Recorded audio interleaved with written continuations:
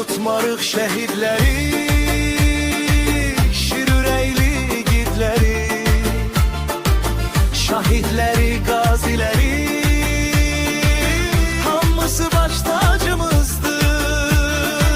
Doğma yurdum İmişli'nin adıyla fəxr edirik, hamımızın evi yeri. Doğma yurdum İmişli'nin